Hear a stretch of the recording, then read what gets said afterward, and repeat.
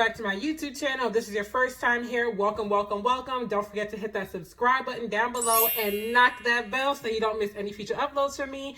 And if this is not your first time, welcome back, family. I'm glad to see you today. All right. So today we are doing a mukbang, a ghetto mukbang, because I have my hot dogs in slices of white bread. All right. I know I'm not the only one that's had to struggle hot dogs before. Okay. So don't act Diddy on me now because you done moved up in life. Never forget.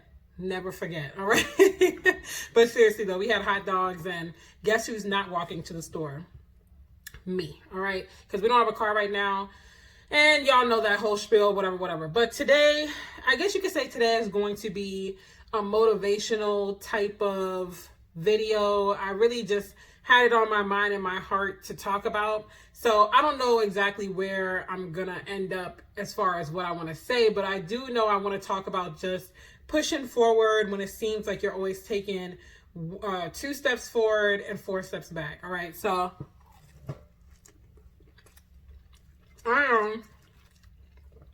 these mukbangs are hard. I remember last time I did one.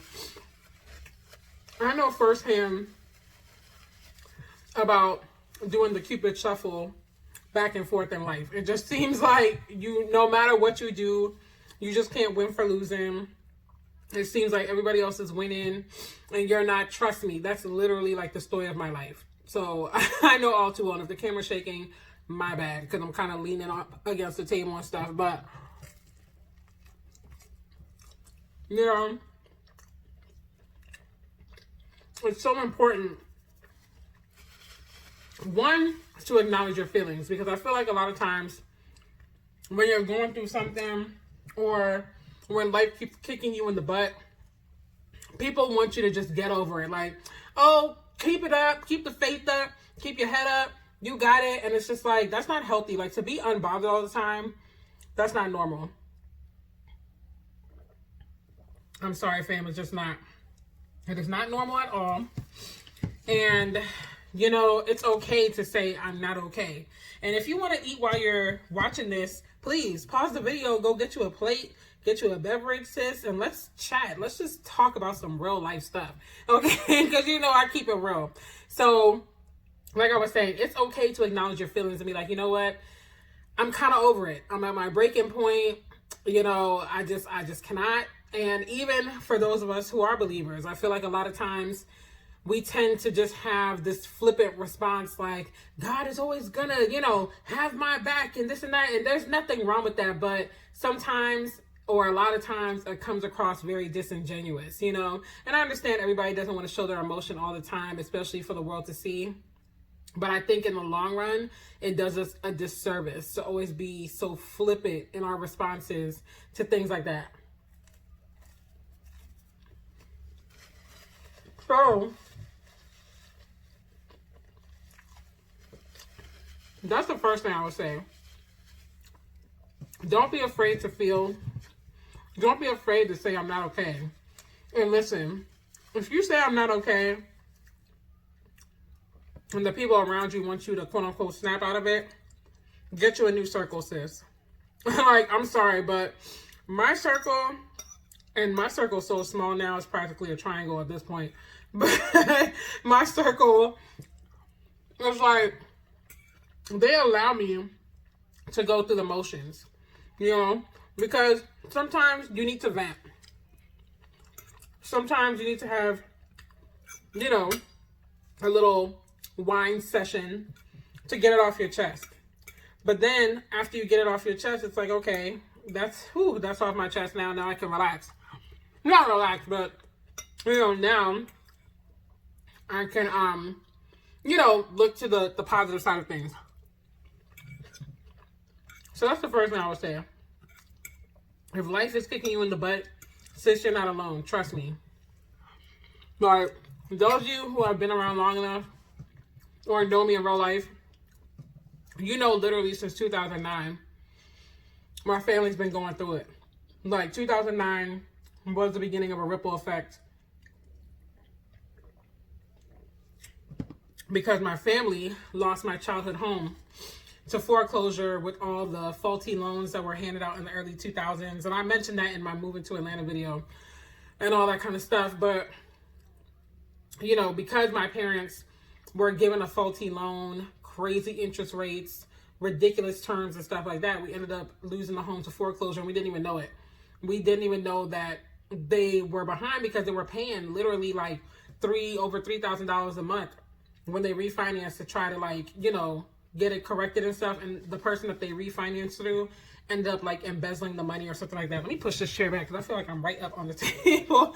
But she ended up embezzling the money and stuff like that. So when the sheriff showed up at our door, it was a surprise. It was like, wait a minute, what's going on here? You know, it was just a bunch of like crazy legality type stuff going on behind the scenes. But nevertheless, we ended up homeless. Then thankfully, one of our old family friends and business partners let us live in his house in DC.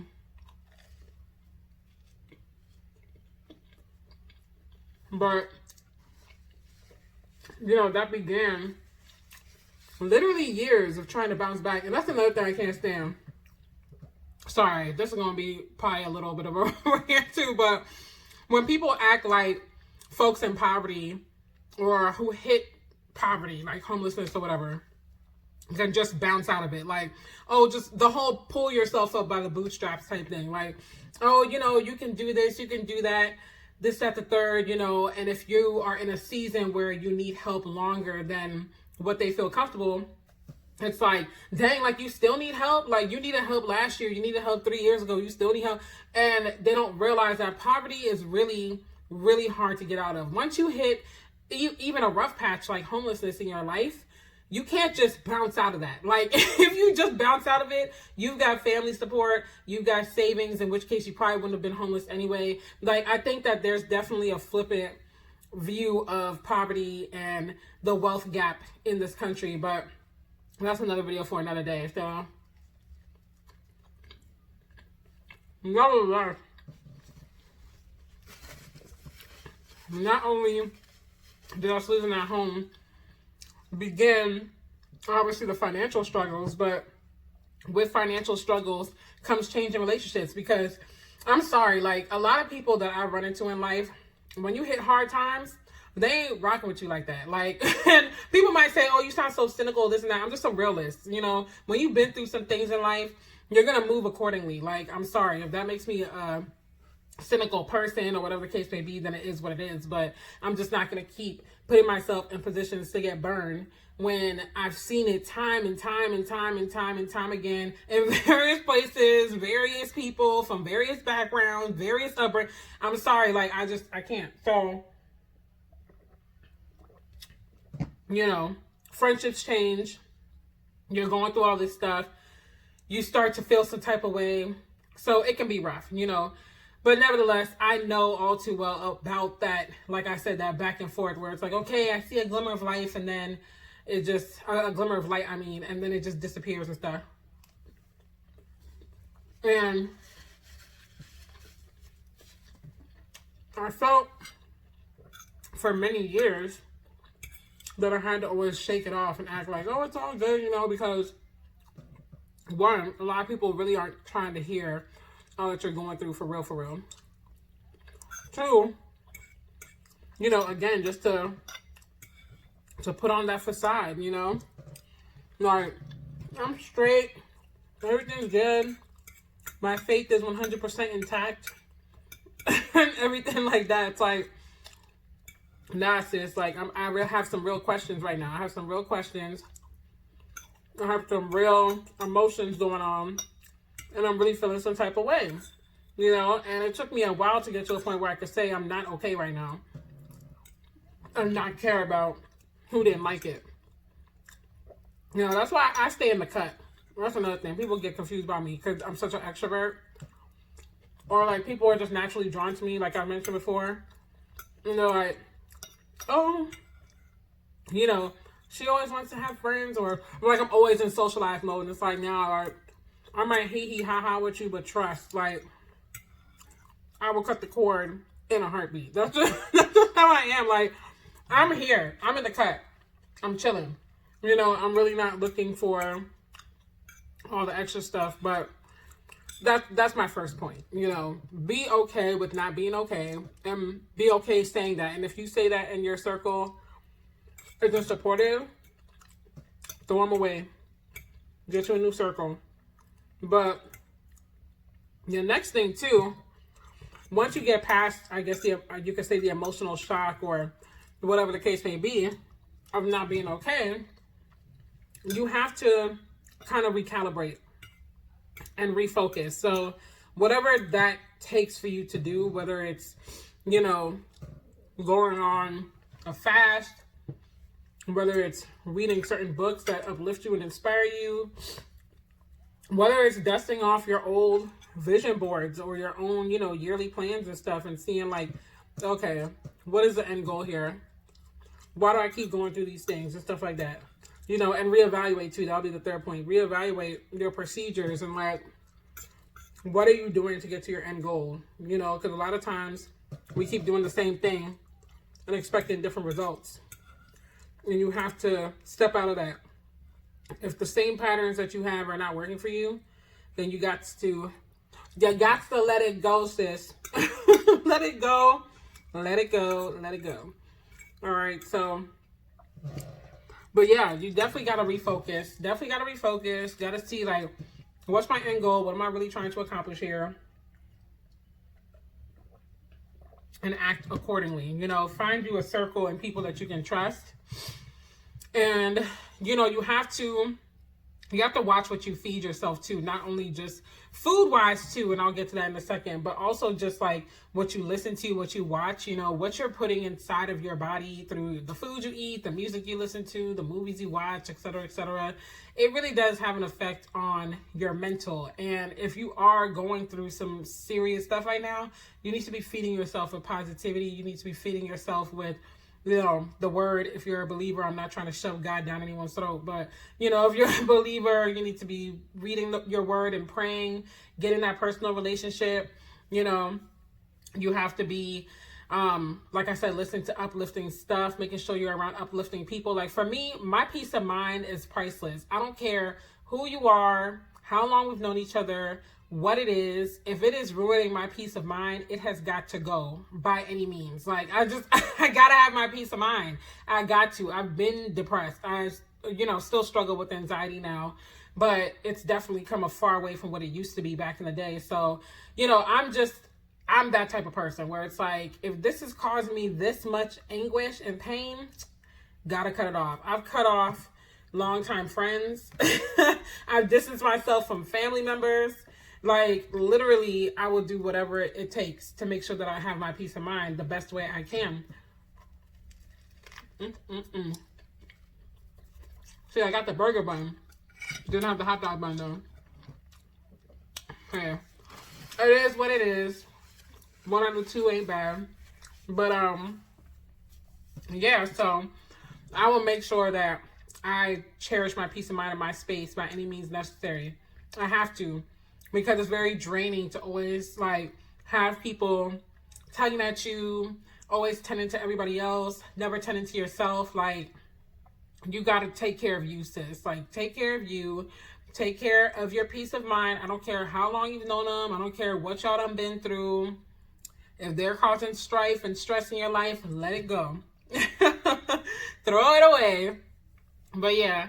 So I would say that for sure. Like, your mindset, what you feed yourself daily is definitely going to affect your perspective. Because like when I was moving down here and we were homeless the second time, you know, I've only been homeless 2 times in my life, thank God. But, and even that's too much, but you know, it could have been worse. But yeah, so even in the midst of that,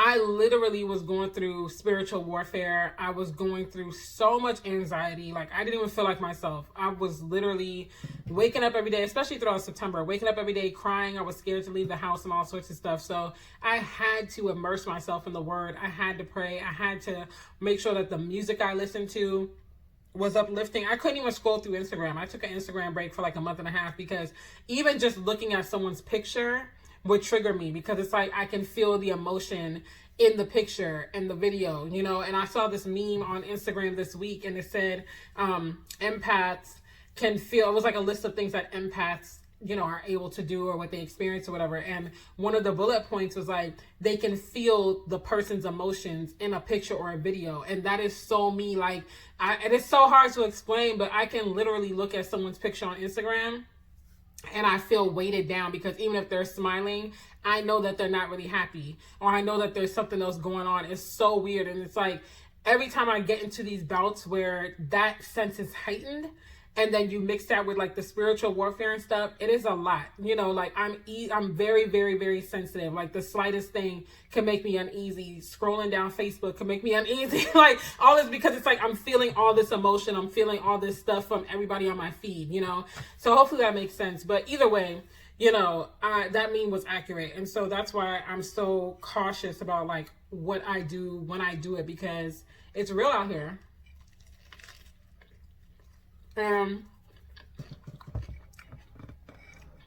I gotta make sure that I'm in a healthy state of mind, especially for my son, you know.